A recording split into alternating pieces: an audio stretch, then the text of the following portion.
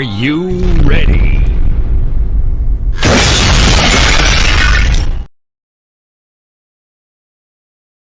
Are you ready?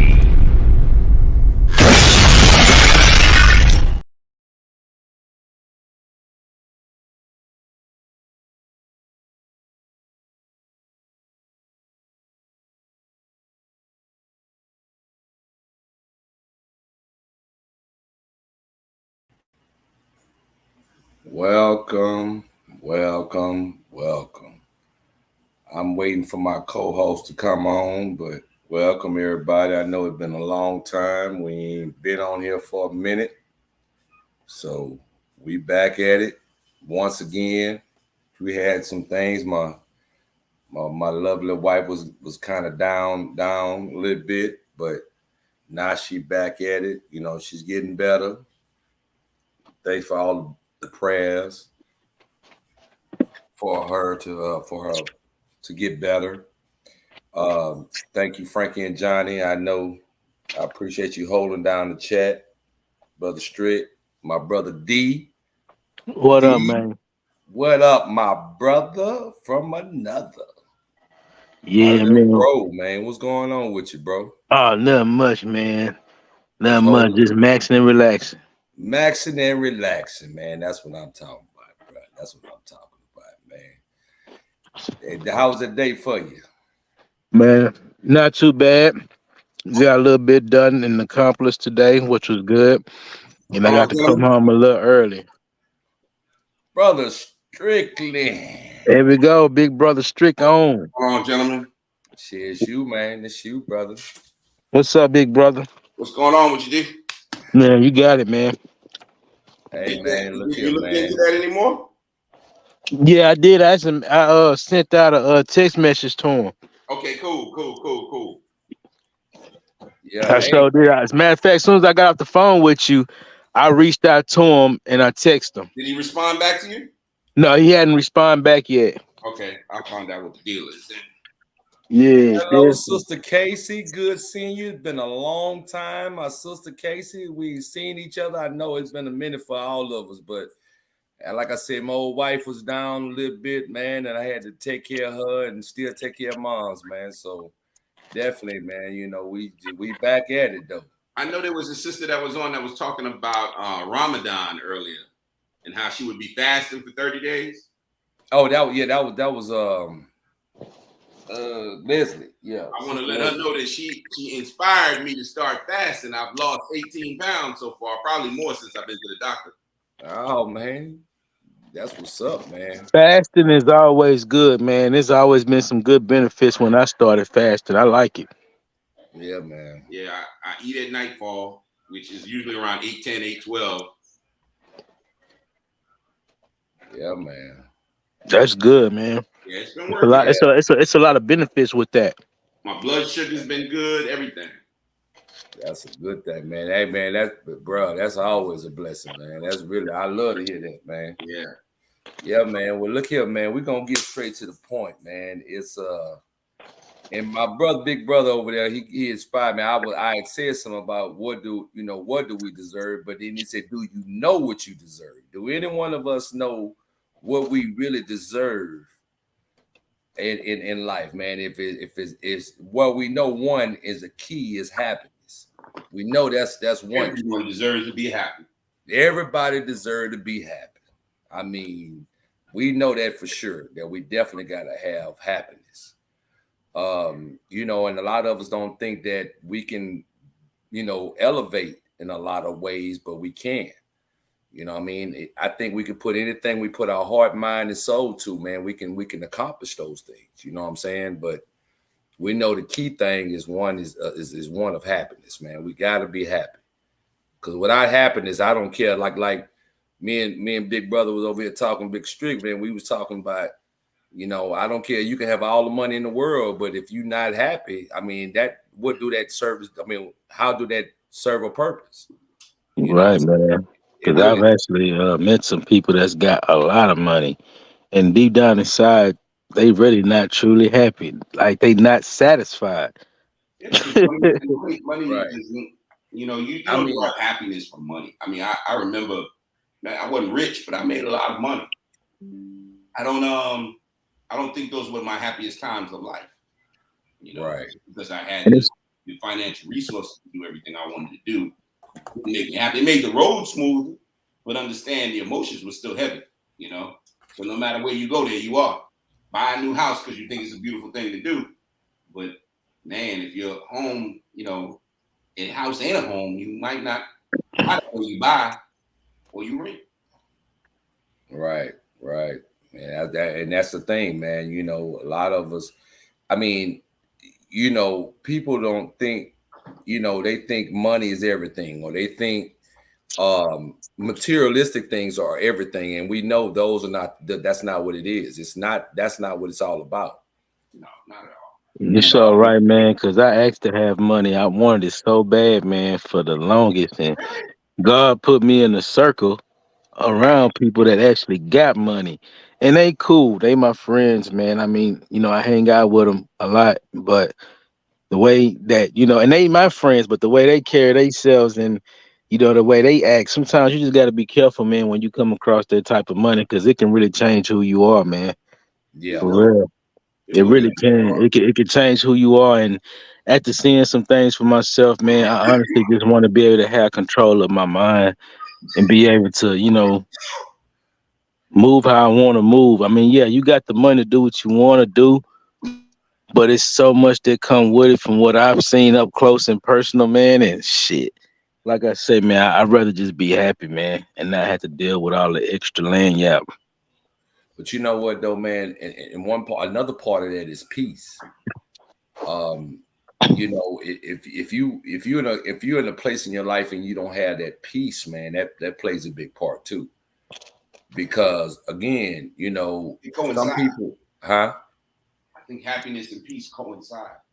Yeah, man. Because you know, peace within yourself, man, is a major component into you know, furthering your happiness. You know what I'm saying? And I think a lot of some of us, man, I ain't gonna say a lot of us, but some of us, man, just really don't know. Do we, you know, what we really deserve? Just like they're content for what they're doing in their life, but then deep down they're not happy, and they don't really know what they deserve, man. Do you know? We should know that regardless if you have the ability to do whatever you would want to do in your life, like you say, you put your heart, like Strick, you had your businesses, man. You put your blood, sweat, and tears in that, even though that you, like you said, that wouldn't have a point in your life, but you still put what you know what I'm saying, you put your blood, sweat, and tears in that, man. You know what I'm saying? You built that. You know what I mean? And you share things with other people, man, you know? So and that what you're sharing makes a big difference on, like, you know, sharing you, because you like to see other people succeed, and well as I do, and well as D do. You know what I'm saying? We all want to see other people succeed, but you know, some people not always want to see you succeed. They want to just see your demise. You know, so I've seen that too. Yeah, and you know what I mean, they'll cheer you on one end and then be talking about you the next. Mm-hmm. You know what I'm saying? You know what I'm saying? So I mean, but like I said, you know, the money part of it, man, is like, you know, a lot of times we make money in order to do better, you know, do better things in our life or have things that we want. But is that what we really deserve? You know what I'm saying? Because a lot of people have money and you look at them and they spit on people. They talk about people. They think they're better than people. You remember, D, we was having that conversation earlier, man, you know, when we was talking about how people have to get in certain positions because that's the only way that they don't even get the respect at home from others. You know what I'm saying? So the only way they can do something is if they in a better or higher position, or even as far as being in law enforcement. You know what I mean? I know a couple guys that was bullied in school, man, and they became in law enforcement, and that I don't know what it did to them, man. It changed them because they figured that they was gonna, you know, make them better or something, or they think they better than other people, or they think because you know that power corrupts thing. Yeah, that power stuff, man. That power trip, corrupts. man. But then, you know, and essentially I don't know. I can go so many different directions with it. But yeah, Go with it, Strick. Come on, we got, man. Look, well, man. I'm just saying that no matter whether it be in law enforcement, whatever it is, and when you're in a position of power over another individual, sometimes people can't handle it. All leaders aren't meant to be leaders, and all people that, or should I say, all people that lead aren't leaders. Should I say? Correct. And not effective leaders. And just because you're in a position of power, and that's one of the things that whether it be a parent over a child, a teacher over a student, or employee over or employer over an employee, you are given a responsibility to act ethically correct, to be decent. But if you're not a decent person in your core, how can you be given a responsibility of something that you're not capable of doing? Absolutely. Or in that position, Right. I would agree. And I think we've all seen it many ways in one. Many ways. Even look, I recall, I can tell you, I have no problems because I gotten a little skiff one time with the law, and young man, when they had this pretrial release, they got people working in the office and stuff. When you're getting your paper saying, you come back to court this day, this, that, and another. There was a young man that worked in the office. While I was on the phone, it said for 3 minutes, I just picked the phone up. He said, "I need you to put that phone down." So I'm looking like, is he talking to me? Right. Like, put the phone down. I said, I just picked it up. And he was just so stern. He was like looking at me real crazy. Crazy part about it is that young man became an officer one day. Wow. And the good thing was that he became an officer in my department. Right. And we were able to talk, and I was able to explain to him how it's important to maintain your decency when you're in a position of power.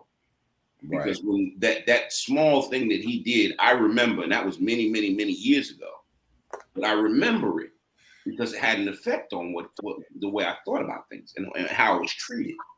So when you're in a position to treat people decently, do it. Right. Yeah, I would agree. They deserve it. And because, hey, look, at the same time, when you say, what do you deserve? You deserve to be treated decently. And for so long, let's be real, black men, man, we've been treated like trash. Yeah. True. Now, there's some trashy ones out here too, but that goes on both sides of the fence now. Right, absolutely. But in an entire sociological standpoint, we have been treated so indifferently that it has become a hindrance on every aspect of our lives. Right. We deserve better. We deserve better. I agree. We're doing what we do, Right.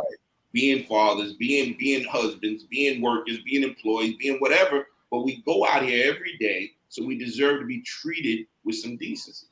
Right. Look, D, remember we just had that conversation earlier, bro? Yep. We just had that. Strick, it was funny you say that, man. Oh, and shout out to Sexy May. I see Sexy May in the house. Yeah, man. But yeah, man. That's we just had that very conversation, man. It's like I said, I mean, it's just like, a person to be in a, they be like, should I get respect or do I deserve respect? And going and pick back out what you said. Yeah, we all deserve respect. Casey said something I was looking at. I will not change the nature of God for money. No, and you know what? I get that. I get that, Casey. You know what I'm saying? It's just the point of whatever the blessings that God has given to you. You know what I'm saying? That plays a part also. I'm not. Yeah, I mean, Well, I mean, don't you think that compromise is part of interacting in relationships? Because it is. I mean, whatever relationships you have, whatever it may be, compromise is, I think, part of the deal. And that's where we fail a lot of times because we don't want to compromise because we're set in our ways. Not criticizing, just saying in general, because certain things that I look at and say, man, why can't we just figure something out? But then some people are just set in their ways, right?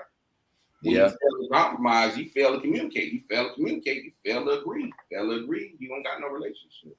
Right, but that goes back to what we had a few series back ago, man, when we was talking about people don't want to change, like they don't want to make a change, you know what I'm saying?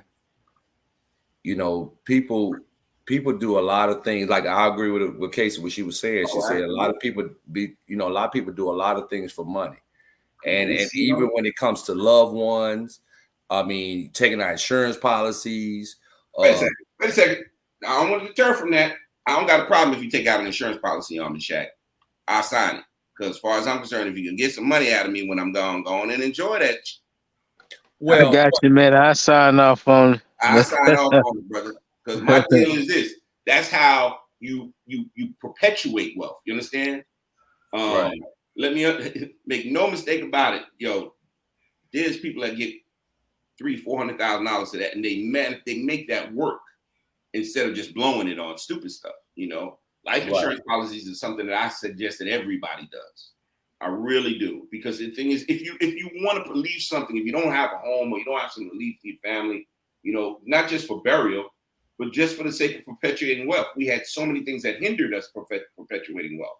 So why not utilize something that's out there that we can utilize? You know what I'm saying? Just think about it that way is what I say. Well, I guess I'm speaking on the part of greed.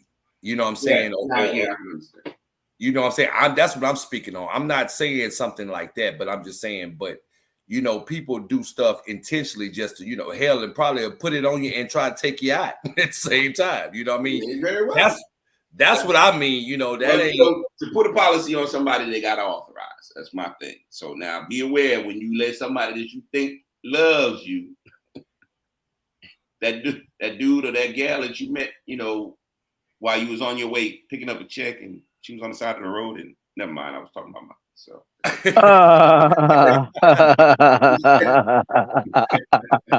No, say it ain't so. Say it ain't so. On the side of the road. Say it ain't so. Man, hold up. Getting ready to cross the road with her kid, and I probably was employed. She probably wasn't stranded. Well, I found out she actually ran out of gas. You know when you run out of gas. But anyway. Yeah, man. But I understand where you're going with Blood Street. I understand. But yeah, man. But you know, but people do things, like I said, these people do things maliciously, man. And like I said, as far as, you know, I mean, but like I said, people get things done to them that they don't deserve, man. You know what I mean? And I mean, that to me, I think if you're out here just, you know, trying to put a policy on somebody, even though you just say sign off on it, but I mean, I've seen people come out to works for different things like that, man. It's just, you know, it's crazy, man. It's like how people, they portray one thing, and then when you're gone, it's like everybody come out the woodworks, man. And I mean, that's just, I mean, that's just greed, man. I don't like to see that. You know what I'm saying? Because I think with a person, and particularly my wife, she's worth more to me in my heart here than she is gone.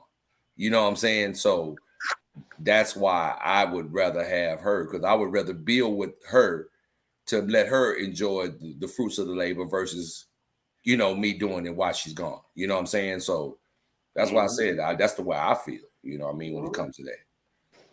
You know, so, but like I said, man, hey, you know, I don't think, like I said, even when the point of what we deserve is like, you work hard for something, I deserve to have better if I want it. You know what I'm saying? If I choose to just to have a comfortable life and just do the minimum, then so be it. But I feel that I deserve better. And I think I want, when I say deserve, it's not just, when I say deserve, it means for myself. You know, I want to be able to be in a position that I can help others that really need the help.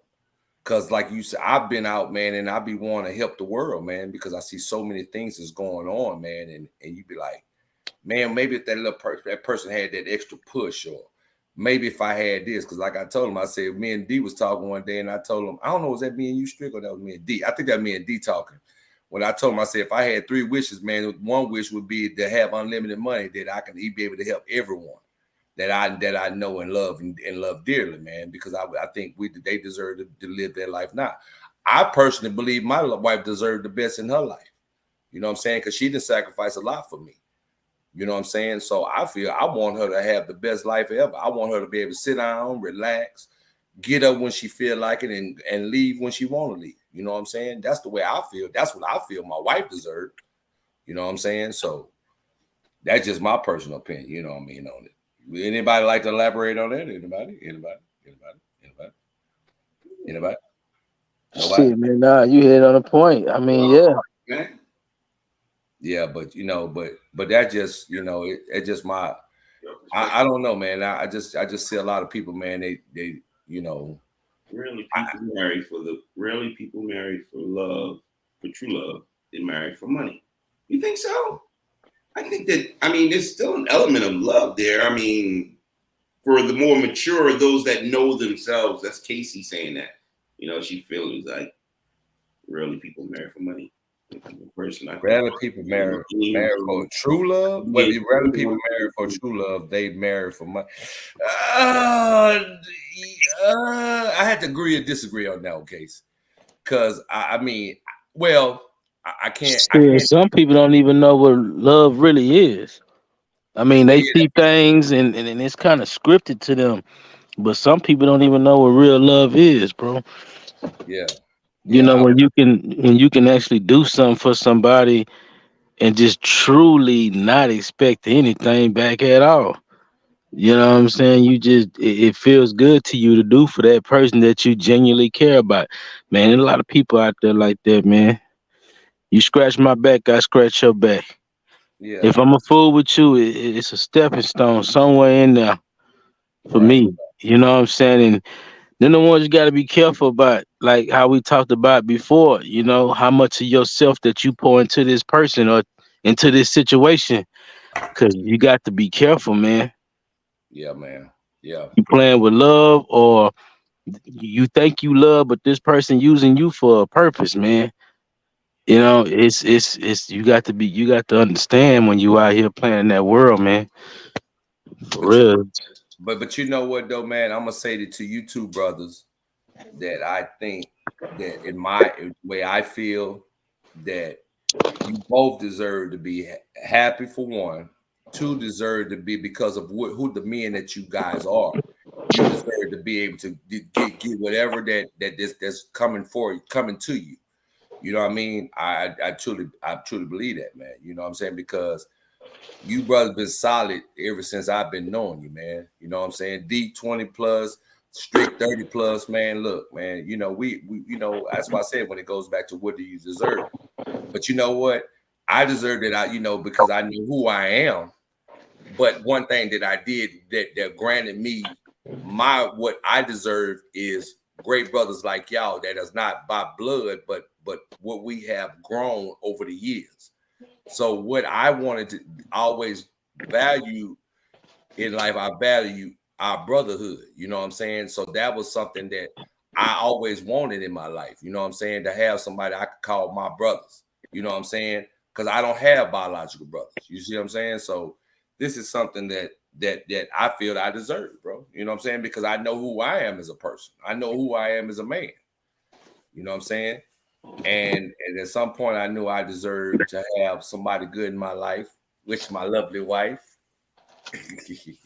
I did. And I think she deserved to have somebody good in her life. You know what I mean? So that's why we are where we are right now, man. You know what I'm saying? So, but hey, man, like I say, bro, it's a wonderful thing, man. It's a wonderful thing. But yeah, Casey, I could say that. Yeah, I don't know, Casey. That part about people rarely married for true love and they marry for money. I don't know. What do y'all think about that, really, though? Because me personally, man, I think, is that true love, though? Is what true love, wanting to be with somebody for what they could do for you? Yeah. Nah, man. Nah, not at all. Nah, it's not true love. That's not true love, man. You just with that person for what they can do for you, or how nah, it's not true love. Well, but see, the thing of it is, what to really talk to what Casey is saying, and I'm gonna say it like this, in my opinion, that I believe that one thing I think, as far as the true love, have gotten away because people don't value what relationships are, what marriages are, what can really, make that keep that spark in that relationship. You know what I'm saying? Year in, year in. You find people been together 50 years, 60 years, 30 years, 40 years. You know what I mean? It's like today's time, like I've been with my wife 15 years. You know what I'm saying? So it's like, well, damn, what is it that what do it take? And what Strick said, compromise. Like D said, compromise, communication. All those type of things, man, plays a big part in the making longevity of a relationship. But a lot of people that want to stop communicating, don't want to compromise. It's only your way or no way. No, it can't work that way. You can't continue to do things like that. You know what I'm saying? And thinking that you're gonna have longevity in a relationship or a marriage or even sometimes friendships. Because you can't start out one way and then become something else that a person would Strick know who I am, D know who I am. You know what I'm saying? Over the years, and all of a sudden I just make this sudden change because why? Because I got money. I don't have to mess with y'all no more. No, I would never do that. If anything, I'm telling you, let's see how we can make this money. You know what I'm saying? Let's see how we can better ourselves, how we can better our lifestyles. And it's not even about the materialistic thing. It's the point about being comfortable and enjoying life. You know what I'm saying? And I mean, that just quality. Huh? I said quality of life. Yeah, absolutely. Yeah, quality of life, man. Like I say, it don't take all the money in the world, but man, hey, man, I mean, ain't nothing wrong with it. I mean, I'm just being honest with you. I want to be in a comfortable situation where, like I said, hey, Strick, look, man, I'm finna shoot to Houston. Hey, D, I'm finna shoot to Austin. You know what I mean? It ain't nothing to it, man. I ain't got to be, oh, wait, hold up, man. Give me a couple months, man. I mean, I don't want to be like, because that's the point about, especially for the people that you care about and want to be around. You know what I mean? I mean, that to me, that's more valuable than anything, than any amount of money. That's just my personal opinion. But man, like I said, man, it's a lot of things that we can talk about, man. There's a lot of things that we can speak about, man. But I mean, and I'll just be sitting there like, Strick, I gotta ask you, man. You being there, but man, it's just not to flip the script, man. But man, bro, I wanted to hear your point again, man. What's up with all these mass shootings again, bro? I'm still trying to understand this, man. I mean, the reality is that we have, a proliferation of firearms in the United States and no real gun control. And I mean, when you can easily obtain, firearms, and you have such a demoralized situation with our society where people don't value life, and it makes it much easier, and now what they've done, I got to say, in Texas is one of the only examples I can give right now, because of course I've been here for so long, I'm familiar with the law system. But for years it was very difficult to get a firearm. Now you can take this any way you want, but it was very difficult to get a firearm. You had to go through a course, you had to pass background checks, you had to do this, you had to do that, and you get a concealed carry license.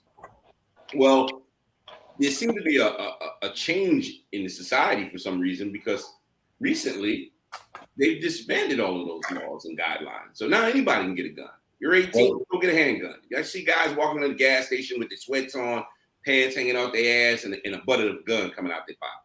I mean, and it's legal. It's legal. It's a shame, because now you've given people the ability to take a life when they don't even understand what it is to have a life. You know what I'm saying? Right. They're immature, they're misguided, and then they're looking at the violence that's on TV, and they're thinking, you got these video games where, when you desensitize an individual, we desensitize a whole generation of kids with what goes on in video games and what we've allowed in movies and from the internet. Because the more you see, the more they're able to see, the more they become desensitized to what's happening in reality. So taking a life doesn't mean as much as it used to, to them. Right. Because it's not looked at as a life. It's bad, to be honest with you. Well, you know that they passed that same law in Florida. Yeah. No, Florida was more lenient than we were for years. Yeah, absolutely. Yeah, I would agree. But now it's real. They're super lenient now. Yeah, and I just when it got my as an officer, I felt like there were individuals that I worked with that if it was up to me, I would say, man, we need to really just, we need to do a serious psychological evaluation on a yearly basis for these individuals that have the ability to take people's lives away. Now you don't have to have a psychological evaluation to just carry a gun, right? So, to enforce things, but then people feel the need to enforce stuff when they have a firearm. How many times I had a guy come behind me while I was serving papers? He pulled up alongside me and he's like, "You live over here?" "Well, I'm on a public street." "Well, what are you doing over here?" "Sir, I'm on a public street. You need to keep it moving." He pulled his vehicle alongside me. Then he pulled his vehicle behind me. I'm going to call the police because he's got a firearm on him. You know what I mean? He got a firearm. He wants me to get out the car and be angry and him shoot me and then say, "Well, just an angry black guy came running towards me. I didn't know what to do. And I just shot him." Right. Because he's trying to be neighborhood watch, as I've been called recently. But the thing is, neighborhood watch. That's strict, boy. Strict the neighborhood watch, boy. Get your ass. Are in a position or think themselves to be in a position to, protect and because they have a firearm. That's not what it's for. It's, protect yourself, yes, but for you to become, Superman with a gun, you're just gonna get hurt. You're gonna hurt somebody else. Just a straight vigilante, huh? Yeah, I mean, it's an unfortunate thing that they've loosened the laws in the way that they have. I'm not saying the Second Amendment doesn't matter. What I'm saying is that individuals should not be able to just carry a firearm just because they want to. There's just no reason for it. There is only one purpose for a firearm, and it's to kill.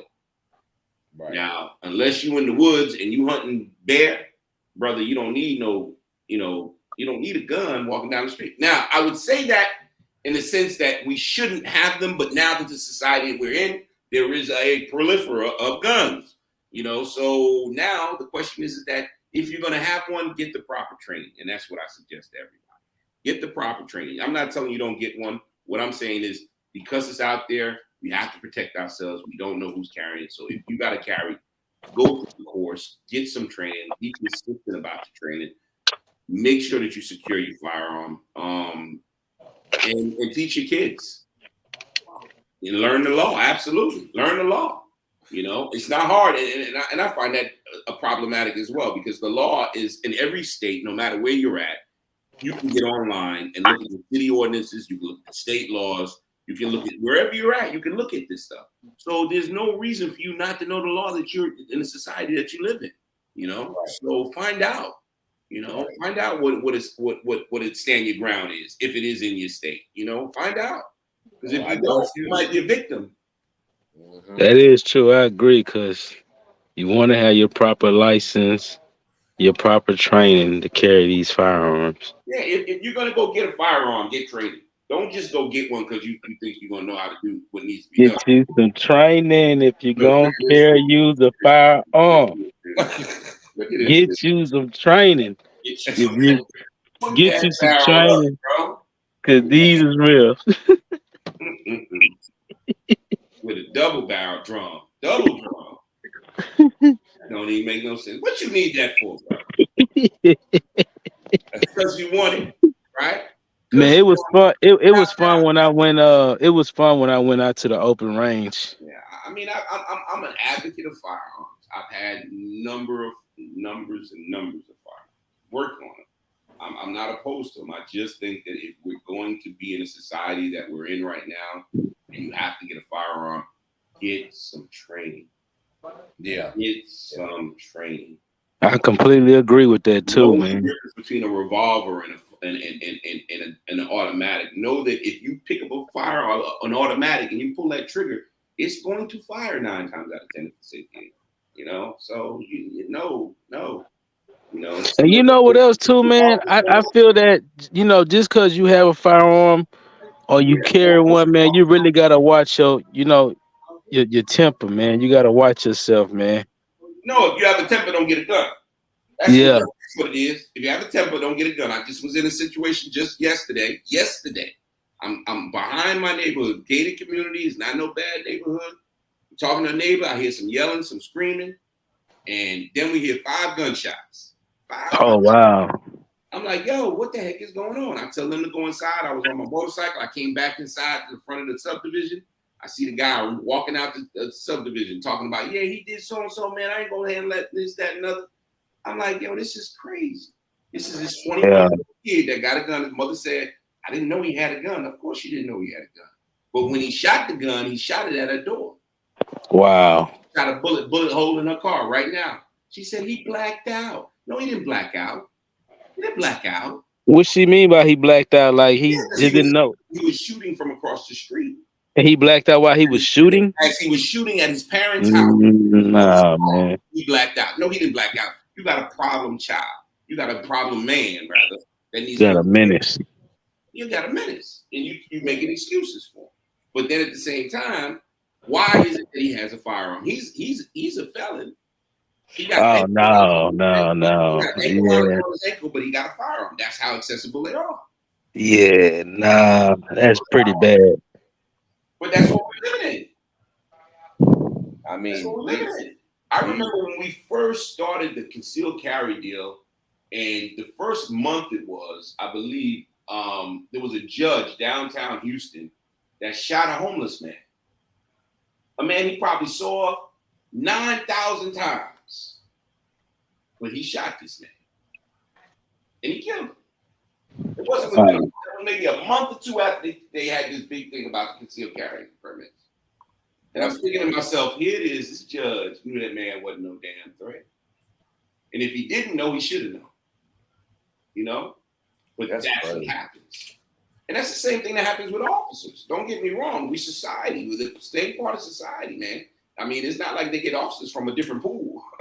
It's from people that we live next door to, and they knuckleheads, and they're impatient and they're incapable sometimes. Some of us are capable, and some of us are patient. But it's the same pool of people. So you're just giving everybody a gun now. Now we ain't gonna check nobody. Just give them a gun. That's what we're at. That's crazy, man. That's what makes it even scary, man. You know, like you just give them that's scary, man. Absolutely. That's why I cannot say you shouldn't have one. I'm so adamant about getting the training because I was a wayward kid that loved firearms and did a lot of stupid things, stole them, did all kinds, got kicked out of school because of them, did all kinds of crazy things until I went in the military, and then I gained a respect. Was crazy enough to be allowed to go to become an armorer, you know. But the thing is that I gained a respect, and now I understand, and it's so important in the society that we're in, where you can go to the grocery store and it could be somebody just shoot up the place. That I say, just get the training, get the gun, but get the training. Well, you know what? I think the training is important because, you know, when me and Erica went,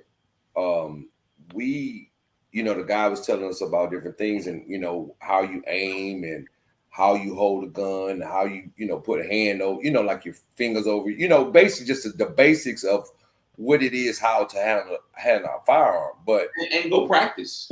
Yeah, right. Well, that's something I told you we got to do. But you gotta practice, man. Loading, unloading, holding.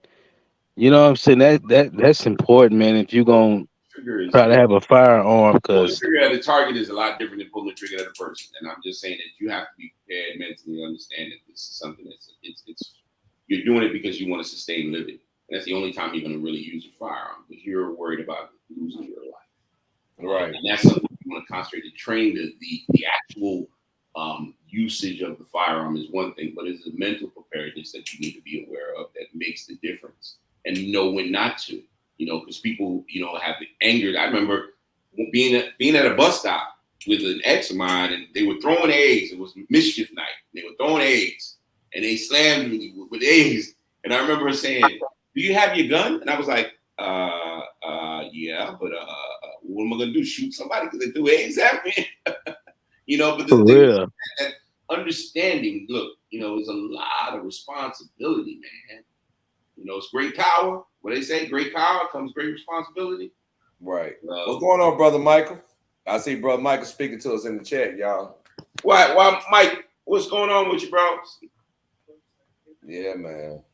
Yeah, man. But yeah, that makes a big. Sure. That makes sense. Listen, I got a friend of mine just told me. He said, Oh, Mike, what up, Mike? he said something that was very profound. He said his brother told him. He said every bullet has a lawyer's number on it. He said a bullet has a lawyer Every number bullet on it. has a lawyer's number on it because anytime you use that bullet, you better be prepared to call that lawyer because you're gonna need him.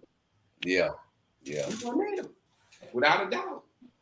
Wrong or right, you gonna need a lawyer. The system is no fun. I look. I had such a fascination for firearms that when I got away from firearms and I got into physical defense, and that's what changed me because they're out here and kids are so fascinated with them, and that's the problem. They're fascinated with them. Yeah, they play on their games. These games that they have where they change. I see some of the firearms on there, man. Bro, it's like, that as a gun, a gun individual, I'm like, that's kind of nice.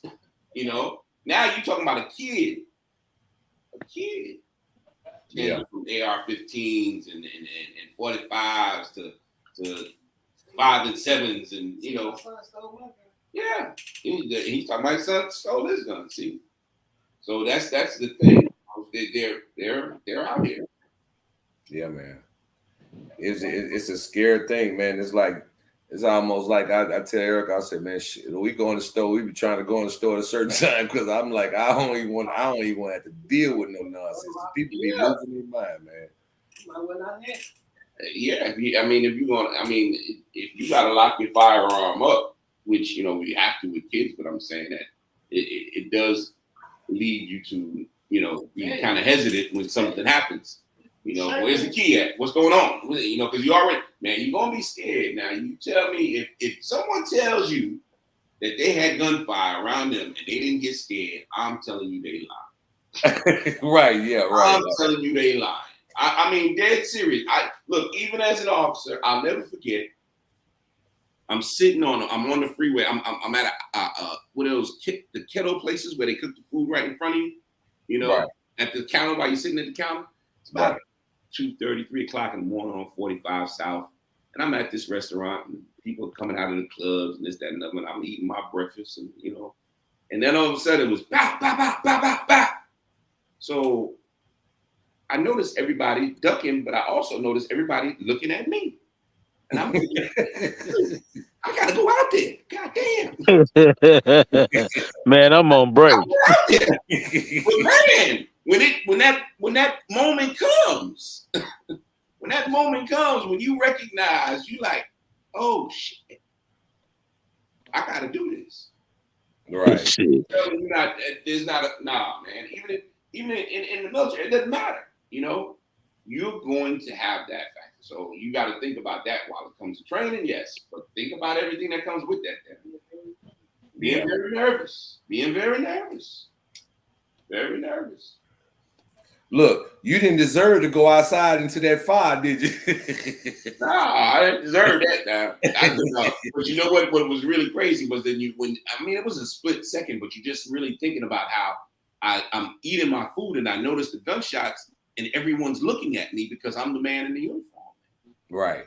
Hey, there's no coward in this. You got to get out there and do what you got to do. And you go. Right. You go. So, and that's just, and that's having the epitome of a defense back then, which is deplorable now that I recognize it, because, we did not have to worry about if we did do something, I believe, because it was always supposed to have been defensible, but it wasn't, it wasn't, and it isn't. It isn't. That's crazy, man. That's a crazy thing. So I just want to know how you ladies doing in the chat. I just want to say again how everybody doing. And I thank y'all for coming on here and sharing the love in the chat. But I just wanted to just speak to y'all once again. Bro, Michael, did you want to come up, man? Say a few things? Spread some gratitude. Yeah, spread that gratitude. Sister Casey, Sister Sexy May, anybody want to come up and speak your piece? Cause we just sitting there. It's really.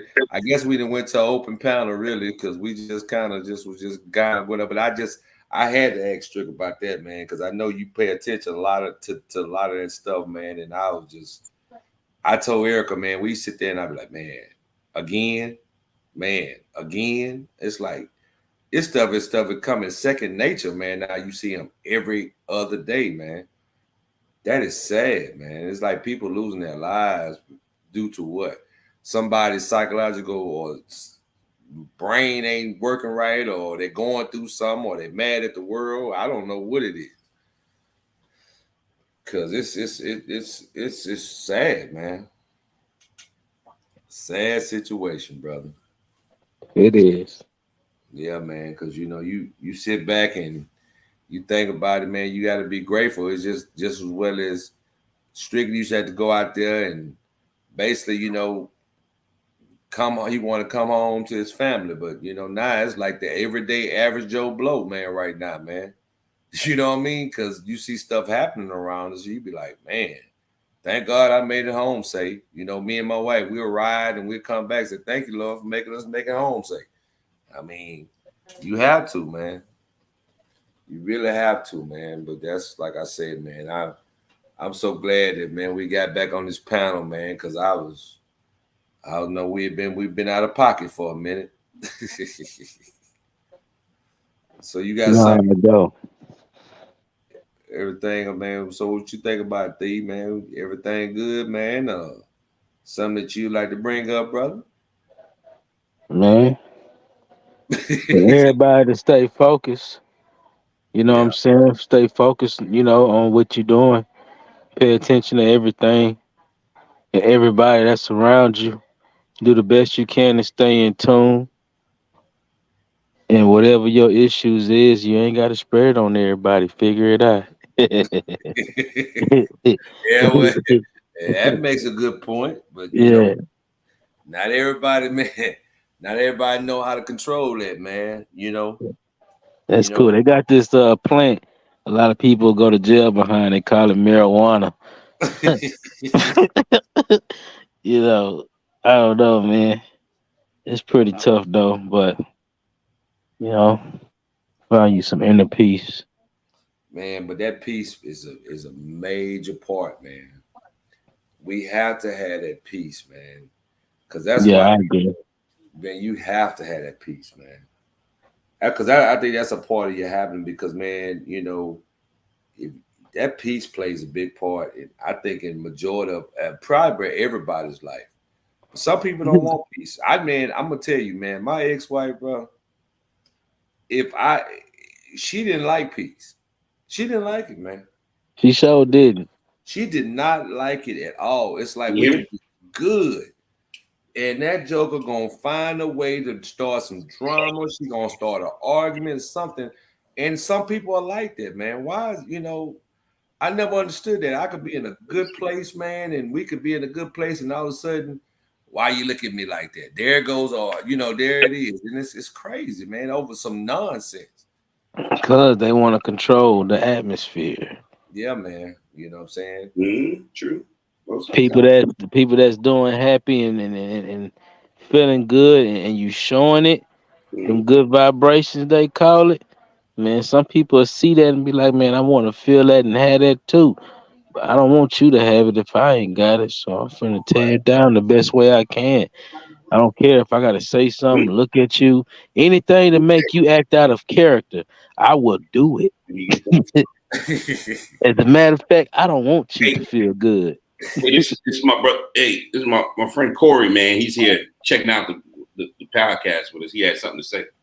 Oh, go Shout ahead. out to Corey. Shout out to Corey. I said, why is it just so hard for somebody else to show somebody the way? Like, if you know the way to make this amount of money and this person is striving to get there, why is it so hard for you to just lend a shoulder to show somebody how to get that kind of money, lend a hand to get that kind of money, or to help that business grow or to expand it? Why is it somebody got to be hating on somebody and stuff like that, Well, brother, I'm gonna say this, man. Now we definitely touched on that subject. Well, see, it's not. That's why I was saying about the brother you sitting by right now, man. He would show you the way. You know what I mean? How to build, how to have that money, how to get where you need to go. All these, like they say, you got to be that. When you say you take that horse to the water, you got to be able to drink it because he gonna show you. You know what I mean? So, but a lot of us don't want to see it because it's about power.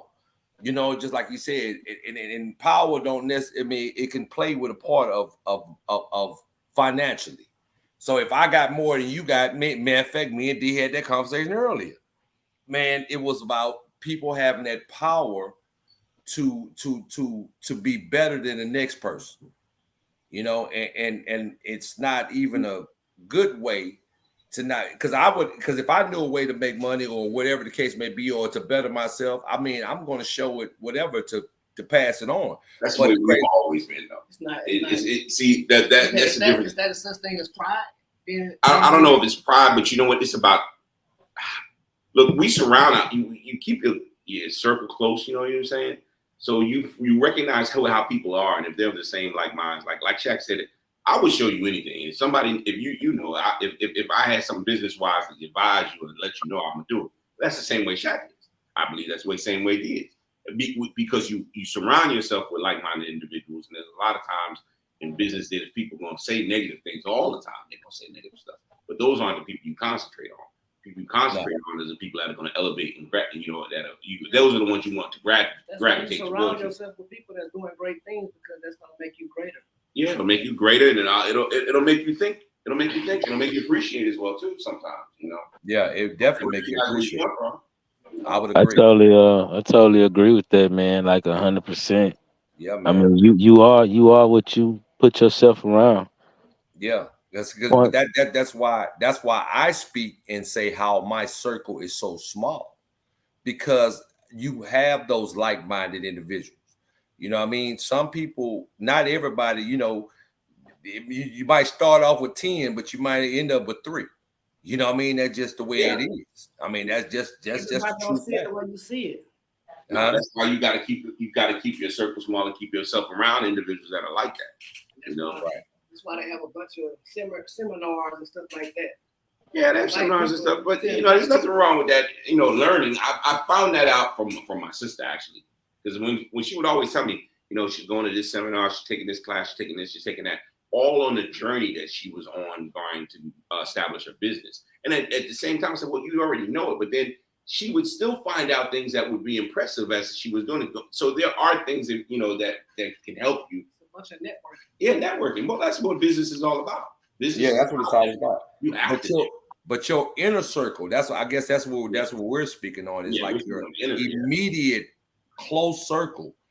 You know what I mean? Because and see, I put like this, I'm gonna tell Bro Corey, this is the thing about us. If we do things and we talk things, we hold each other accountable. And I think that accountability plays a big part in that too. You know what I'm saying? I'm not going to justify anything that Strick is doing. I'm gonna talk to him as a brother and say, hey man, look, Strick, you know, XYZ. Whereas he'll tell me the same, whereas D'll tell me the same. So that means that holds in it because we care. We, you know, it's beyond business when it comes to that. It's like you know, the caring of that person also. You know what I'm saying? You know, we grew to notice that and be around each other, man. You know, but as far as people, you know, because you know, I know a guy told me one time, man, and it made a lot of sense. He said, not everybody's gonna be a business owner. You're gonna always have people work at McDonald's, you're gonna always have people work at Wendy's, you're gonna always have people wash the car, you're gonna have people working at the grocery store, because not everybody is like-minded. You know what I'm saying? But then if that was the case, then we need those people though. yeah, absolutely. No, I agree. But I'm saying, but you know, when it goes back to the fact of you're saying that, you know, why is it people don't do this, or you come up with an idea or something and not everybody's agreeing with it. Well, sometimes, not saying, like I said, it goes back to accountability, but at the same time, if it sounds good, I'm going to back you 100% on what I believe that it can do for whatever reason, it helping other people or helping each other, however, but not everybody's going to think that same way. Not everybody gonna have the same like mind. You know what I mean? So it plays a big part in my eye. You know what I mean? In my opinion, rather. Everybody Yeah. goes their own way. Well, yeah, you have to make your own way because at the end of the day, you got to stand on your own too anyway. You know what I mean? But at the same time, you know, it's always better because I can't remember what Warren Buffett said at one point. He made a quote, man, and it was so powerful, man, and man, it slipped my mind just that fast, man. But yeah, man, it just you know, I know a guy told me one time, he said, man, he said, you help others, you win by default. And I thought that was I agree with that though. I agree with that. Yeah. You're damn right. You help others, you win by default. You win by right. default. And you know what I mean? And that's remember when I used to tell you that I always told you that, D, remember? Yeah, you did. Yeah, and I always tell you that is an absolute, bro. Yeah, man. You help others, you win by default. You win by default, man. You know what I'm saying? And you think like because everybody, and I think that's what happens with a lot of people not making it and stuff because they're always thinking about self. Yeah, you're supposed to think, but if you help others, it's automatic. It's gonna come to you anyway. So why are you you're thinking about I want to you know what I'm saying? Even with corporations, whatever the case may be, at some point they have employees, they have people that help them build that business. Even when the man is Walmart, even when the man in Microsoft, you know what I'm saying? It took a team of people to get him where he is. Dell Computers, you know what I mean? It took a team of people, you know what I'm saying? But I mean, what were they like-minded? I mean, there's the question. Because when you start from the bottom and working your way up, I mean, they had to be somewhat like-minded. They had to put some trust in each other at some point. So I think, sometimes people get misconstrued about a lot of things because a person don't go with your idea. Like say, for instance, oh man, I know how we can make this money, whatever, and nobody agree with you. That don't necessarily mean they hating on you. They just don't agree with your ideas. But you might have that one person because they say get one to back you and get one to go walk around and believe in your dream or whatever. Because you gotta believe in your own dream. But when you believe in your own dream, then somebody else hear it out of there, man. Then it could change the whole structure of everything that you're trying to do. You know what I mean? So, anything else you want to say, brother Corey, man? You more than welcome, brother. Yeah. I said, that's just like a lot of people ask God, show me this here, and I believe you. Like, why should he have to show you a miracle for you to believe him? You know he's real. Wait, say that again. Say it one more time, bro. I say, how people say, God, show me the way, or God, do this for me so I can know that you're real. Why do you have to show you something or prove something to you for you to know he's real? You ever heard that station, the writing on the wall? Everything around us, man, it shows that that's the truth. But that goes with anything else, though, man. You know, that's faith. Yeah, man. That's faith. That's about faith. You know they always say faith without works is dead, bro. Right. You know what I mean? So you have to you. I mean, we can walk around here and people say a lot of things, man. But it's just like some people don't believe in their own dreams. Some people don't believe in their own self. They wake up every morning disgusted with their self every morning. Confidence gone. Yeah, you know what I'm saying?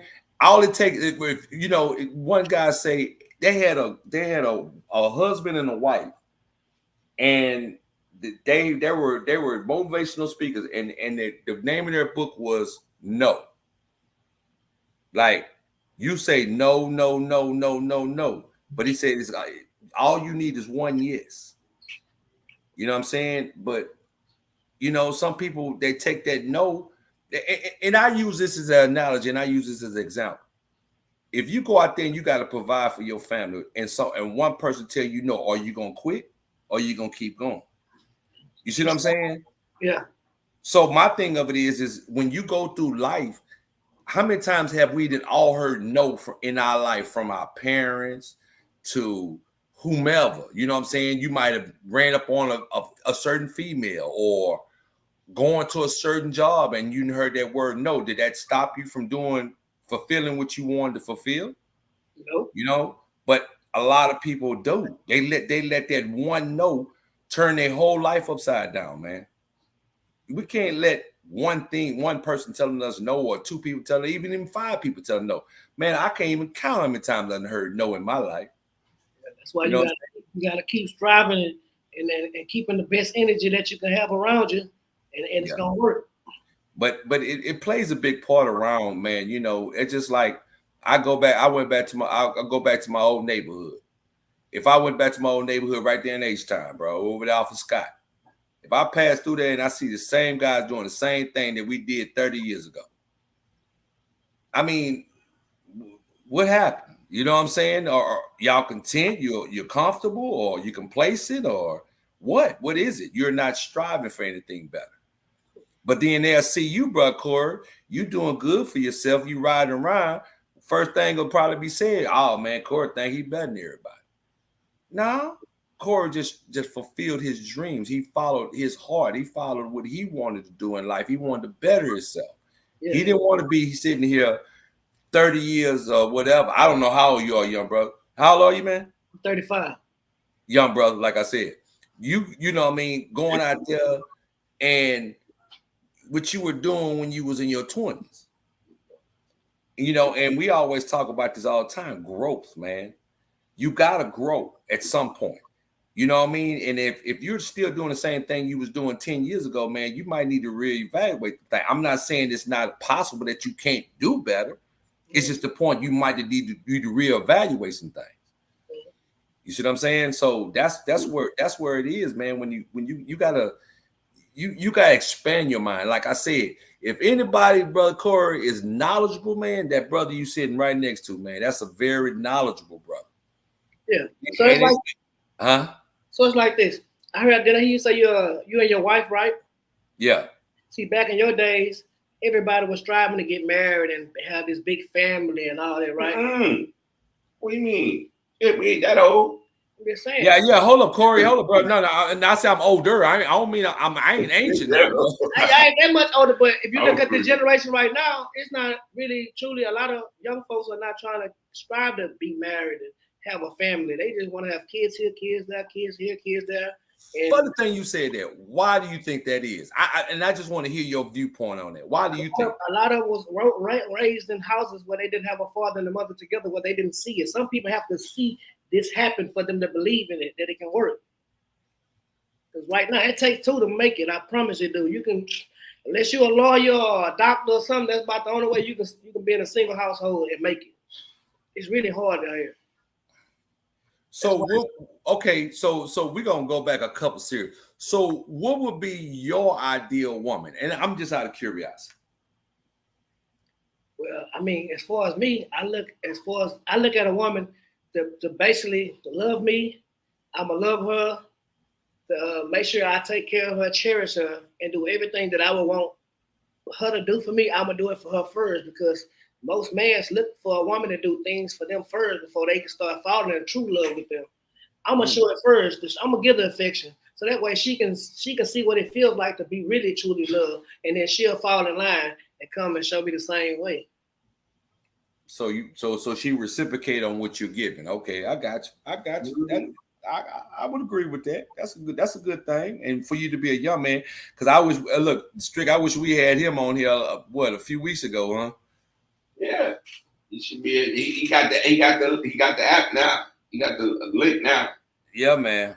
There, like I said, man, because we had those conversations about that, because we would be wanting to hear about younger people of how they think, because we like you said, what it is, man. And in my personal opinion, I think one thing about it, not all, but some, we had more morals and values. Today's times with the younger generation, I don't think they value in morals, and everybody wants to switch roles in relationship now.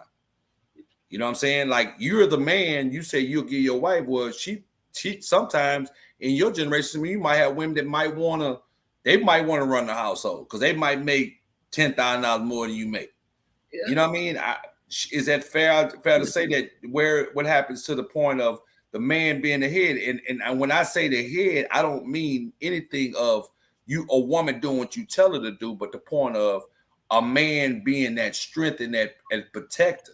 You get what I'm saying? Well, back in the days, the man used to go to work, come home, pay all the bills. The woman used to do the small things around the house and take care of and keep everything together. Nowadays, it's like, let's go 50-50, or I ain't paying no bills here. Da, da, da, da. They can have 3 or 4 kids now. And I ain't giving you this. They want to have the new Balenciagas and the new all the brand new shoes on, the Jordans. That's all they care about is that outfit or the next day. They're not living for long term. They're not living to own something and leave for their kids. They're not worried about it. That's why a lot of young folks are in these streets getting killed, because they rather go out here and try to take something, make a fast life versus getting a job, making a career. Like, I'm a truck driver. Like, go out here and find something and strive in it. Be the best in it. Stack up something. That way, when you get ready to go into retirement, you got something to leave for your kids. You're not just you got to show your kids something. Like you say, lead them up to what they should, what you feel like they should be. If you're not showing them what to be, and they see what you're doing, sagging and all this, they're gonna follow in your footsteps. Yeah. I would agree. I agree, brother. All your steps in this word, right? So if you're not ordering the steps and showing them how to be a man, how do they know how to be a man? You're gonna lead them, and they're gonna still be the same young boy doing young boy thing, and it's never gonna get nowhere. And then all of a sudden, you ain't even thinking about life insurance. And that's something everybody should have right off the reel. We were just talking about life insurance. Yeah, we were just talking about that. Right now, it's GoFundMe everything. Yeah. Like, GoFundMe here. Yeah. GoFundMe. Why is it GoFundMe? When you have that kid, after the 6th month or the 5th month of that baby been born, that baby should have life insurance policy. Mm-hmm. Wow. Yeah. Okay. I see. I hear you, brother Corey. Yeah, we ain't talking about that. We were just talking about that, man. I was just saying. Like, you say you love this baby. This is your child. You own enough to be the man. Like, this is my baby. I don't want another man to do this. Why? Put life insurance on his kids. Yeah. Pay these bills. Yeah. Don't stress. Don't worry about it. If you can't, that's what the woman is for. When you can't provide everything because you done gave your all, that's when she bring that little small slack in and say, "Baby, I got you. I got you." Yeah, that's because guess what? When you fall up dead on your ass, what you gonna do? Baby, I ain't got it. Right. Rub your back. She gonna tell you to lift your head up and keep moving. Yeah. The same way you go out here rubbing the dog because you ain't got nothing else to do and the dog make you happy. She let that woman take that same place. These dudes fall in love with these pit bulls and Frenchies and all that old stuff. Like, what are you doing?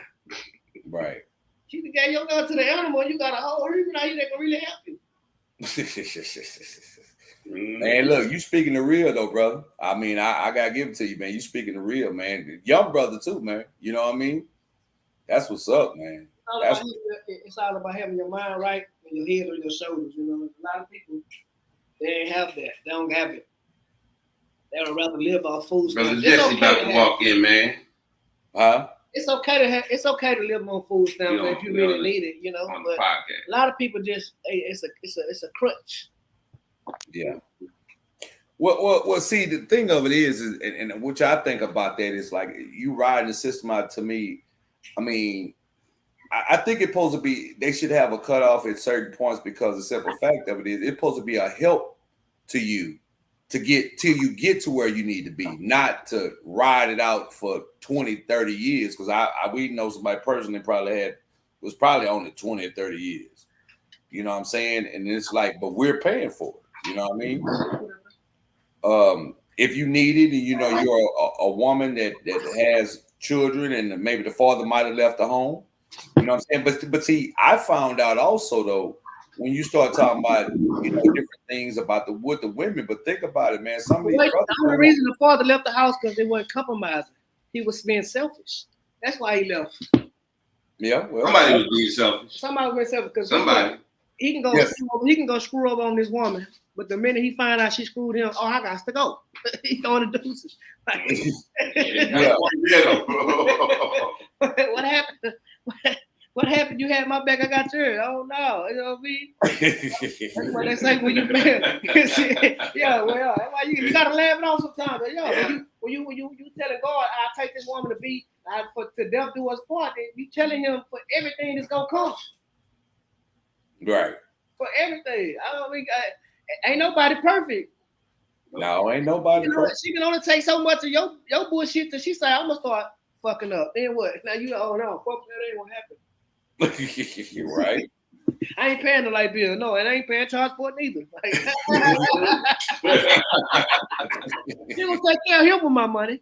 Like, yeah. Yeah, I mean, but it's crazy, man. But hey, it's the reality. What you speak is real. They turn it to alcoholics because they don't want to work. They taking all my money. Come on, man. I'm gonna go out and change a couple of times. I'm gonna make me a couple of dollars, give me something to drink. Like that's all you thinking about? What about JoJo? What about JoJo diapers? Yeah, JoJo diapers and went out the window. He ain't worried about little JoJo. Nah. Yeah, JoJo diapers. JoJo ain't got no diapers. Yeah, JoJo ain't got no more diapers, man. JoJo, you better go tell that dude that you laying up with, go get JoJo some diapers, huh? Yeah, I ain't paying for it. That's what they say, you know. Yeah. I don't know, man. It's crazy, man.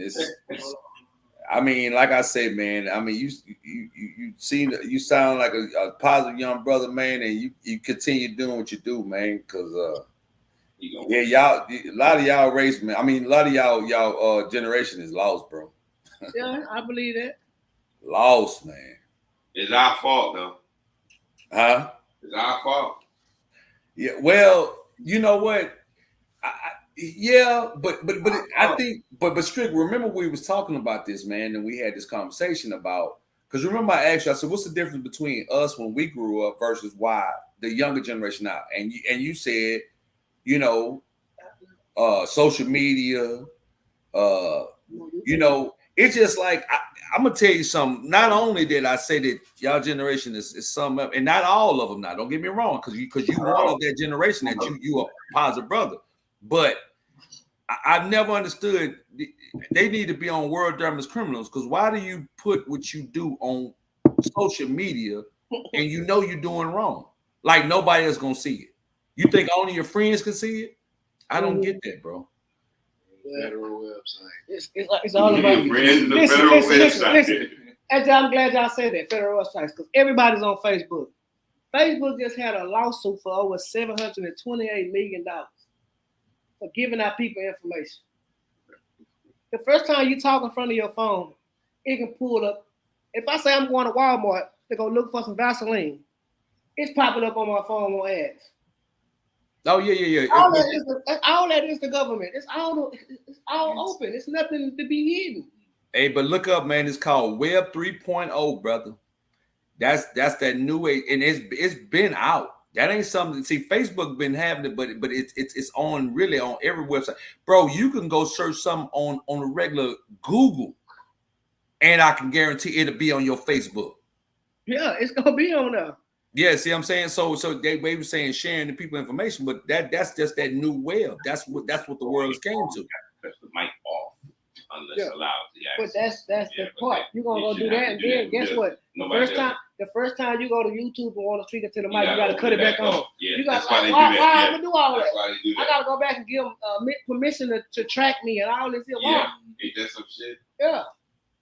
Yeah, that's crazy. People wonder why they can't get away with murders and stuff like that, because it's already tracked. It's on the signal. You're running off a GPS signal. It's pinging you. Yeah, man. Look, you know what I say? Everything's being watched. That's the way it is. Look, whether it's being watched on real time or not, look at the young man that played in what's his name? Michael Anthony, the one that he died of a fentanyl overdose. Oh, the Wire. I mean, he was on The Wire. Man. Yeah, right. Now, look, this dude died from a fentanyl overdose, right? Right. In New York. Months later, they showed a video of him purchasing the shit. Man, these people are crazy. They go wow. Is it for? Fentanyl is a pain pill that they use in hospice. Yeah, it don't matter. And there's nothing else they can do. Like, what do you think it's gonna do for you if it's basically killing these people? Yeah. That's what it's really made and meant to be. It's a pain pill to take you out in an easy way, so that way you don't struggle as going out. And you're gonna mix it with some other chemicals, like ammonia and bleach don't make coming from out of the country, man. So I'm telling you, they'll put whatever they gotta put in it. They don't give a shit. They just trying to make the pill the size it's supposed to be and to make money. That's all. But why? We killing each other. They not killing each other. They killing us. They ain't, we ain't doing it. We ain't making no damn pills. Yeah, they did that part, but once it hit the streets, we killing ourselves because we taking it, making it, and flipping it, and we on about our business. I just lost 2 friends last week in the same neighborhood, but on 2 different streets. Off the fentanyl pills. Wow. Crazy. Yeah, it was obnoxious. Yeah. They mix it. They mixing it. That's Put crazy. the color in it, making it look real, all that. But I mean, hey, each his own. Hey, if you like what they say, if you like it, I love it. But at the end of the day, when we gonna start helping one another? When we see somebody with an addiction, say, hey man, I can find you some help if you really gonna take it. Hey man, come ride with me every day. Let me talk something positive into you and try to get into you mentally if can't nobody else can. Why I'm gonna watch you go down like that? Yeah. It don't make sense. Because it ain't them, brother. I mean, that's how people think. They think selfishly, man. It's not. It ain't them. It ain't me. It ain't my family. It ain't this person. But it can happen to you now. It ain't me. Mm-hmm. You know what I mean? So it's a horrible. That's what I'm saying. That's why I said the morals, the values, the compassion is out the window. Ain't no compassion to people. I mean, it's like compassion just is. It seems like it don't exist in certain aspects, man. You know what I mean? It's crazy. Like you said, that has a part of who you are as a person, your heart, but it also tell you, like you said, you gotta have compassion in your heart for say, hey, let me, hey, come on, man, let's ride, man. Let me talk to you about this. Let me tell you how you can do this, how you can do that. But you willing to do that, but you probably got 10 others that ain't going, man, I ain't finna mess with that dude, man. I ain't finna do this. I ain't finna do that. I'm looking at the comments and Franklin said something in the ad is making people crazy. Yeah, man. It is, man. Because I mean, but like I said, man, it's just like, it's stuff that's instilled in like in our generation, man, that's been instilled in us for years and years and years and years. But now we could tell your generation something. They can walk, you could tell them right here, talk to them heart to heart, and by the time they walk up that door, they done forgot everything you done pretty much said to them. Oh, he just talking. Oh, he don't know what he's talking about. Oh, he just saying something. I mean, why is that? You know what I'm saying? Seeds were planted in us as in our days, but now that seeds don't even grow, they have no growth in them, man. You can still got young men out there hanging on the street, the pants sagging thing. That just blows my mind. I don't understand. Man, that just really blows my mind. I don't know, man. But hey, I guess it ain't for me to understand, right?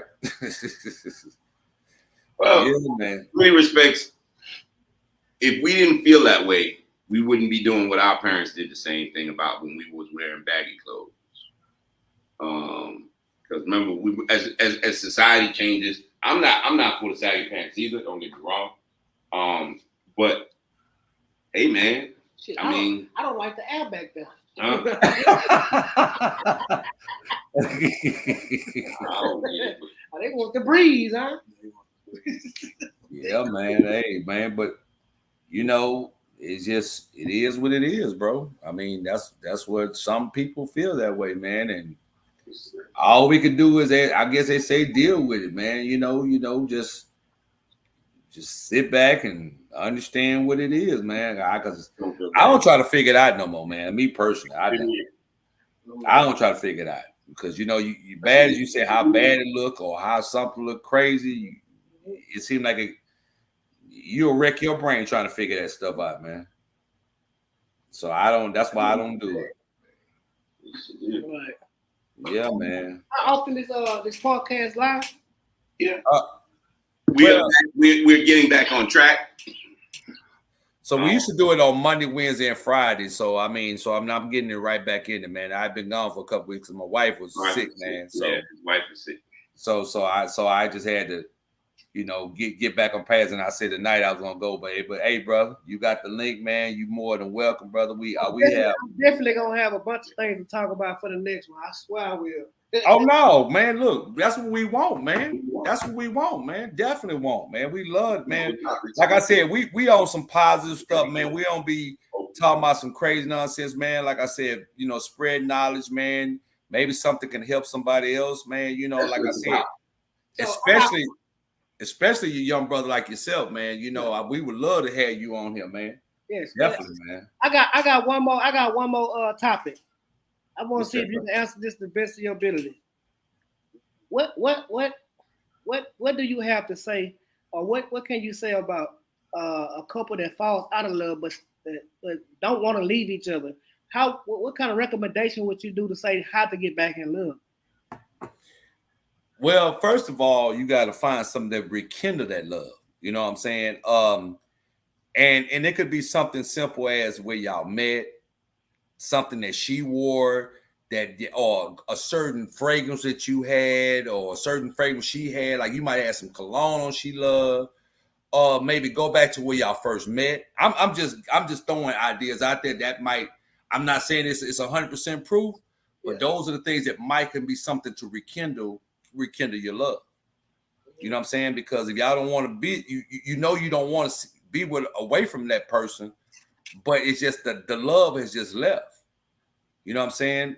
Sometimes those things, them type of little things like do that. Maybe do something where y'all get a getaway with just you guys, and that might can help.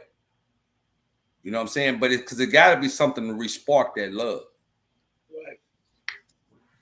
You know what I'm saying? So I don't know if that would help, but I'm just throwing it out there. But yeah, and just for the listeners, for the ones who have cheated on their spouse and they not seeing eye to eye, what do you have to say about them having the direction to get back even or back right with them, like the confidence to say or the right things to spark it back up to let them know that they truly love them, that they actually messed up?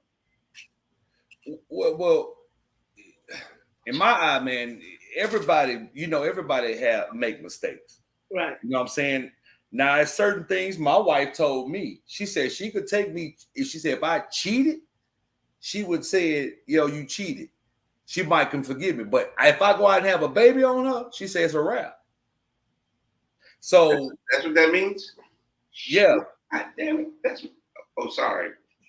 Yeah, but now in my eye, I can't do nothing but respect that. Now, the best thing for me not to just cheat. You get what I'm saying? But as me to go out there and have a baby, and so I already know in my mind, it's a wrap. Nothing gonna happen, Yeah. Accidents happen though. We just said that, right? No, absolutely. But not that. But see, I think in a lot of ways, a lot of people look at it this way.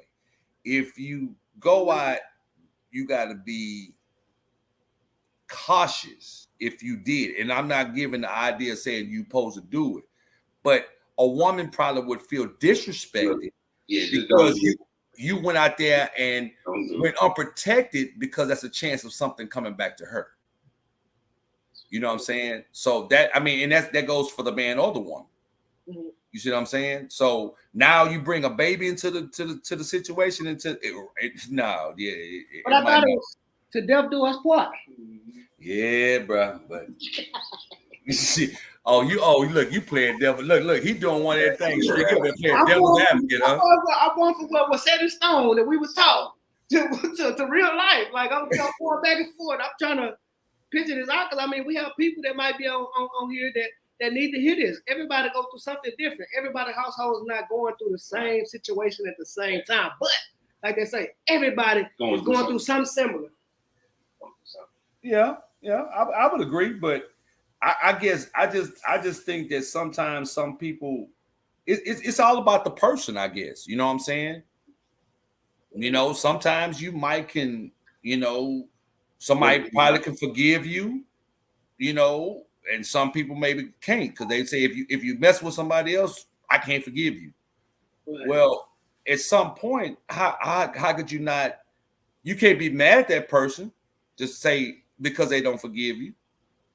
That's their choice. Right. I mean, I can't. You can't tell. Oh yeah, you should forgive me because, as you said, death do us part. Okay, we understand that, but it also says a whole lot of things that goes along with that too. Delight yourself in each other. Right. No fornication. No. I'm sorry. No adultery and all this other stuff. So if you just want, you can't go halfway with the word and then say, oh, I'm gonna go with this half, but I ain't gonna go with the other half. Yeah, but no, at one point, don't you believe that we all get caught up in sin? Well, we all get sidetracked. Yeah, it's different It's types. temptations. Yeah, it's It's temptations. temptations, but that doesn't mean that you're going to forsake your vows. Yeah. I mean, well, You have look, some that separate. Some people separate. They can separate 3 months to 3 years and they get back together. But do she truly forgive you for it? oh no. Hey, look. I mean, I'm a firm believer that you shouldn't cheat. I mean, that's just how You I shouldn't, feel. but it happens. You know, and if you do that, now, well, no. See, the thing is that for me, I don't think that's something that just happens. It doesn't just happen. Something happened in the house. No. It made you step out. No. Something she wasn't doing. Wait a second. Hold on a second. Wait a second. When you take a vow, when you give your word as a man, Right. you stand before God and all of your friends, and you take this vow and commitment to an individual. You've given your word. Right. My word is more important than I don't care what anybody else says. My word is more important than else. Right. Now I'm giving my word to God and to this woman that this is what I'm gonna do. Now she gonna do what she does. Yeah. Now how she takes her commitment, how she takes her vow is one thing, but my vow is my vow. That's my word. My word is my bond. It's your bond. And then let's That's flip it. the script because we all men. I ain't talking. How you flipping it in a woman's perspective? Because now you know that she's doing what she's not supposed to be doing. No. How would you react? How would you move forward with it? I don't think I would move forward with it. You'd be ready to leave. Yeah, I believe I would be ready to leave. Now, there was a time in my life. There was a time in my life that I really believed that if it happened, I would be able to get over it. But But now, he said to death do your part. He didn't say to she yeah, fucked up. but to Shaq's point, he's saying you can't just pick and choose which vows and which commitments and which bonds you stand by. When you stand by that bond, that whole ceremony is a bond. It's a commitment. So when you stand by it, you can't pick which one you want to get rid of when you want to get rid of it. And I think we had this discussion on a previous show. previous show, yeah. You can't just pick and choose. You make that commitment, and that's it. And to me, like I said, no matter what my spouse may do, my commitment is that I stood before you. Now, if we ain't married. But if we married, Well, in the state of Texas, I don't know about any other. And you're a common law. I ain't talking about no common law. But and one would even say, even in a common law situation, to be realistic, if you truly are committed to this individual and choose not to have a civil union, you should have the same kind of commitment to that individual, regardless of whether it is in a civil ceremony or not. You should have that same commitment. And that's the problem we have, is that we can't. Look, I know what I did. Ain't nobody perfect. But we do have to understand at some point in time, our word has got to mean more than anything else. I agree. Yeah, it's about the way you love yourself too. My last topic, and I'm out the door with this one. What do you have to say about a narcissist? Oh my God, bro. Oh boy, look. Yeah. I don't think we got enough time tonight, boy, because my ex-wife was a true 150,000 million trillion % was a narcissist. We had them numbers. Bro, I'm talking about all that, man. Oh, she was a straight narcissist. Let's just say to infinity, because she look, we both have an experience with some narcissists. Hey, do me a thing, Shaq. Write that down in your notebook for the next show. I mean, we wanted to kick it off with narcissists. Oh yeah, man. Oh, I got a lot to say. Oh, I got a lot to say about that. I'm quite sure everybody would be a bunch of comments and all this about that. I'm quite sure everybody will have something to say about it. There's so many directions you can come at it. You don't have to get a diagnosis for that. Right. I would agree, man. That one there.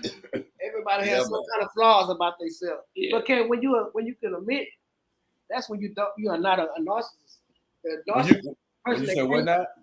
when you can admit, Admit that yeah, that you're a narcissist, you're not a narcissist. you're not a narcissist. Yeah. They typically deny everything. Yeah, no, that ain't me. That's you. You It was said this. You did I that. didn't say that. Like, did I have to pull out my phone and record this for you to say it? That's only part of the recording, though. Yeah, You missing part of it. Yeah. Yeah. You know, so we need to definitely pick up on that subject. Yeah, man. think I would agree. eyes. I would agree. Some people might not understand what it truly means to be a narcissist. Oh, I would know personally, man. I lived with one for 16 years. Oh, I know, bro. Yeah, man. Yes, sir. She was a piece. Nobody's supposed to be here. Yeah, man. Well, it's been a pleasure. If you lay in that bed, you gotta lay in it. Yeah, and I laid in the 16 years, and I promise you, I regret every lay I laid, boy. Yeah, boy. That's a whole. Yeah, you're gonna see. We're gonna be able to pick up on that, and you're gonna be able to tell us everything about how you regret. Because I'm quite sure there's a bunch of people that regret a lot of things that they stick around. But for, you know what? I I don't think he would appreciate what he got if he didn't go through what he went through. So, Oh, absolutely. Same thing with me. That's of course of learning somebody, Absolutely. learning the situation, going through it, understanding. Right. It's like I say, this subject will raise a bunch of eyes and a bunch of comments. We're gonna have this. It could go on for an hour talk, but you never know. We've been on for 3. Yeah, I'm just saying this here can go on for a long time because there's so much you can hit on when you talk about narcissists. And how many people have went through this? Right. Yep. Been abused by it, mistreated, all kind of things. You know, it's like. Right, man. That is the truth, man. Yeah, man. But like I said, man, we're gonna across it. When is enough is enough? So when is enough? Yeah. Everybody, you know what? I'm gonna say this, brother. How much everybody's tolerance ain't the same, bro. Yeah, everybody's tolerance is. You know, everybody have a different tolerance level. You know what I mean? It's like some people, the minute you say hot chew and they gone. You know what I'm saying? You got some people they beat that dead horse till it move. You know what I mean?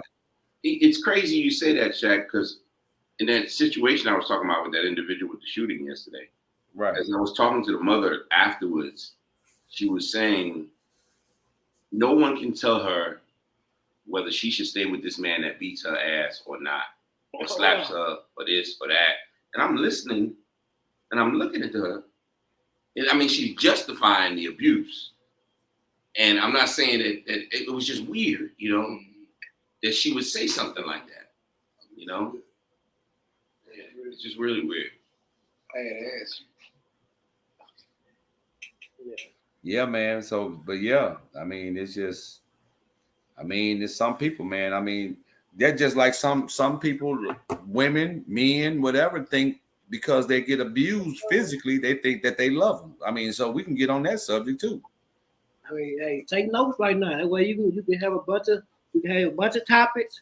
We can stay on a topic for so long, 30 minutes, 45 minutes, and then we can move on to the next one. You know? Hey, man, look, man. Like I said, brother Corey, just go through some of our videos. You'll hear, man. You'll hear us how we be talking about stuff. I'm just basically trying to keep a bunch of people from having to go through months and months and years of all this. Yeah, well, people do it every day, brother. Yeah, they do, but I mean, we can try to help them because I mean, you are a little older than me. I am young. Maybe they can get both sides of the story, and maybe they can cut all that chase and get straight to the point. Right. Well, you know, like I said, man, some people, but there again, it goes back to their tolerance, man. I mean, some people have very high tolerance, man. I mean, I think at some point I had a high tolerance to deal with what I dealt with for so many years. You know what I'm saying? But I think now that I couldn't deal with it now.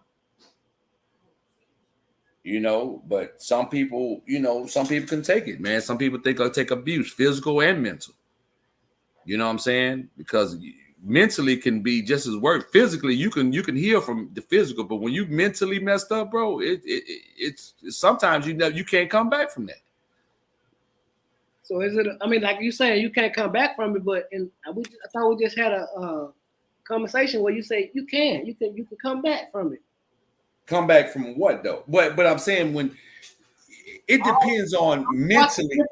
Yeah, mentally. It's just like saying somebody do a hard drug and they mind get messed up, but they're gonna get rehabilitated where they stop these drugs for so long and then they come back to themselves or they have intervention and they fix themselves. So some things can be fixed. A lot of things can be fixed. But it's about your mental capacity. Yeah, it's the mind thing. So I understand what he's saying. He said he went through this for 16 years. So can I ask you this question? After you got out this 16-year narcissist deal, are y'all friends right now? Yeah, yeah. Great friends. That's what I'm saying. Yeah. So I mean, y'all can't. No. I'm being sarcastic. Corey, I'm being sarcastic, bro. I'm being sarcastic. Okay, the joke's on me. No, I mean, at a point, has she ever wrote you and said? He don't understand the man. Never. Hey, look, Jack. What he don't understand is that when we think about ex-wives, we get that cold chill that run down our spine. You're like, ooh. I mean, it's different. Man. So, I mean, in the instance, like, see, do you have kids with her? Yeah, I got a daughter. Yeah. So y'all just basically can't stand each other. I'm asking some. I'm being real right now. No. I'm being very real too. Come on now. I can't agree. No. So when you got out the situation, how old was your youngest kid by her? She was about 10. Now she's 22. At that point, 10 years old, you able to call your daughter direct, talk to her when you want to, and all that.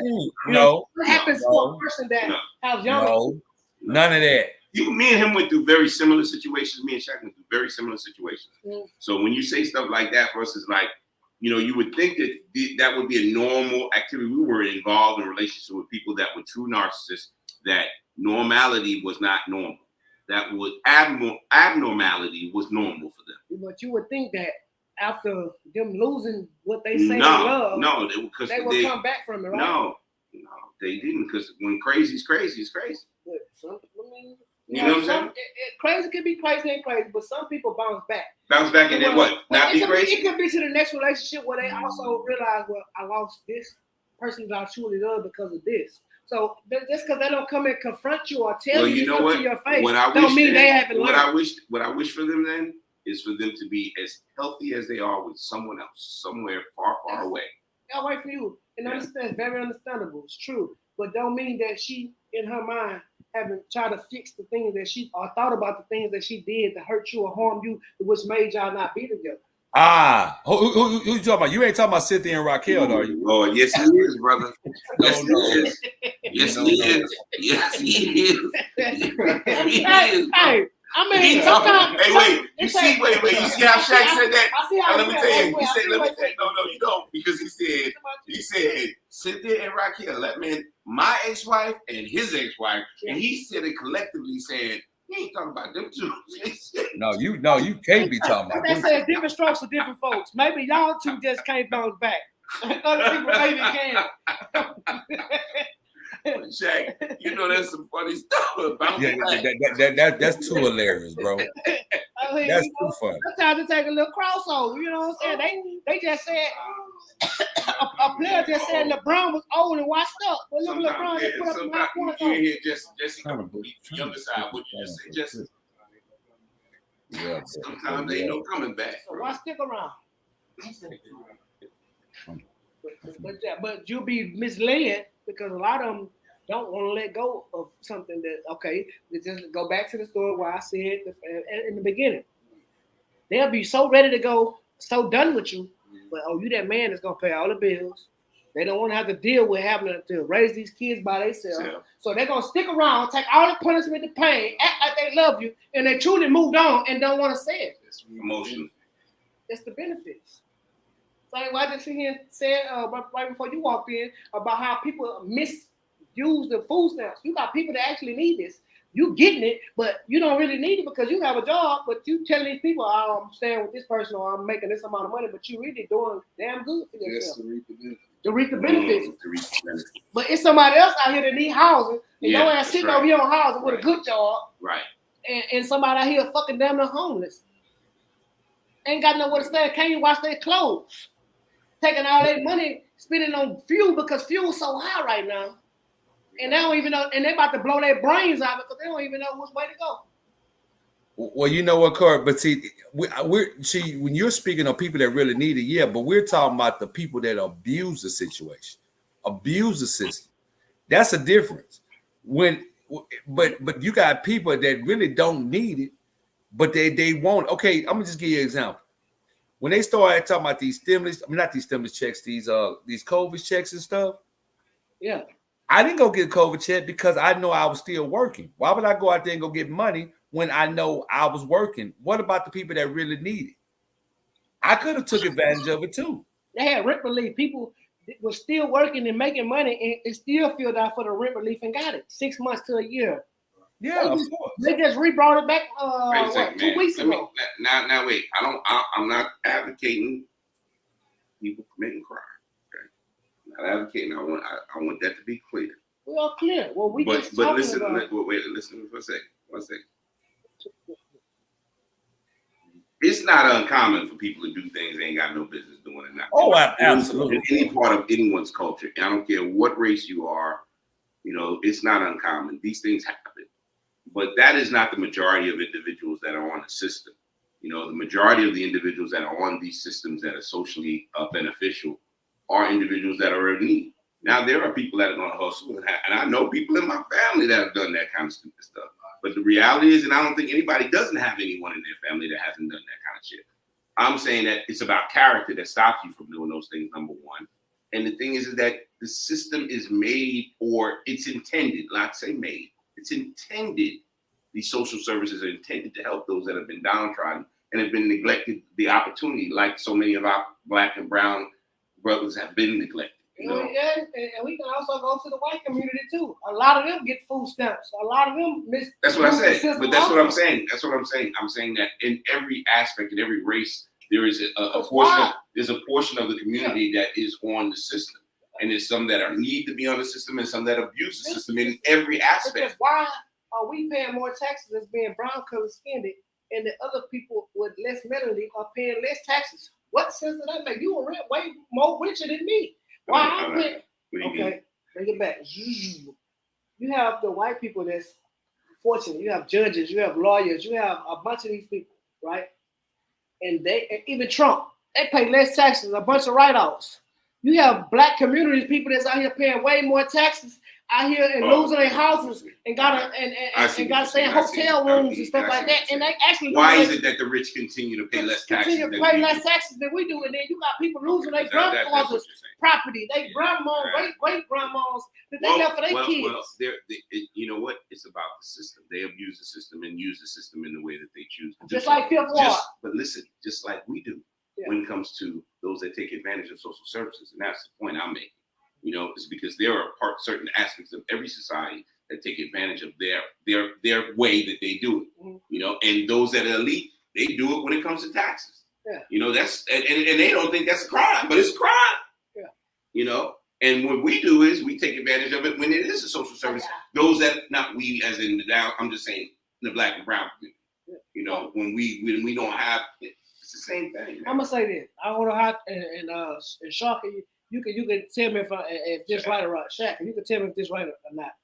Ever since the PP loan came out, a lot of Black companies have been coming up and growing. And we have been running the system as far as filing certain things, certain receipts, certain different things on our businesses and able to get more money back from our taxes than we ever in history have done. Okay, and what's your point? My point is this.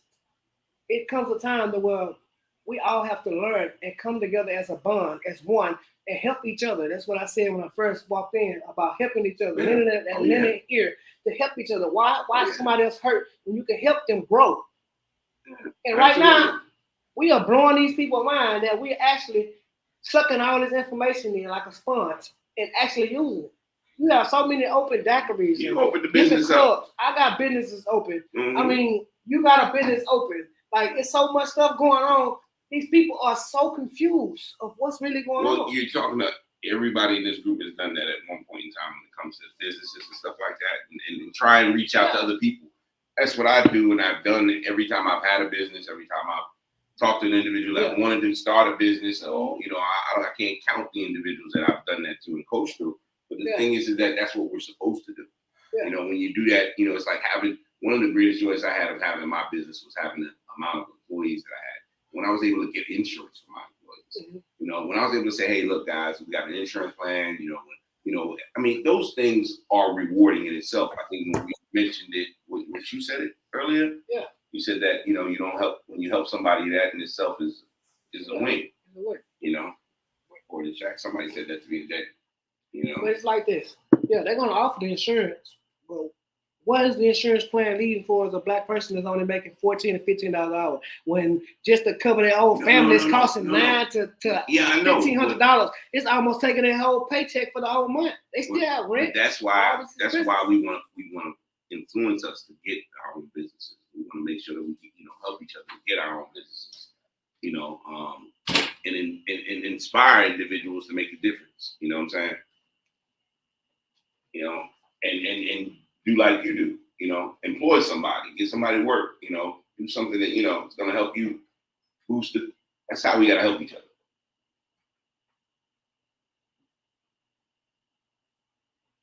Jack? Did you freeze? Oh. Tell me you didn't mute this.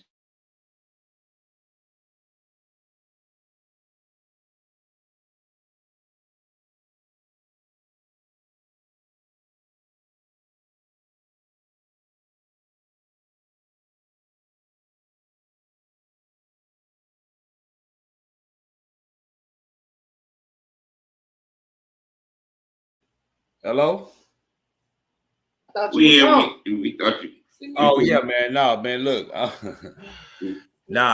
was in. I'm trying to send him the link. Send me the link so I can for you, so he could be on. You know.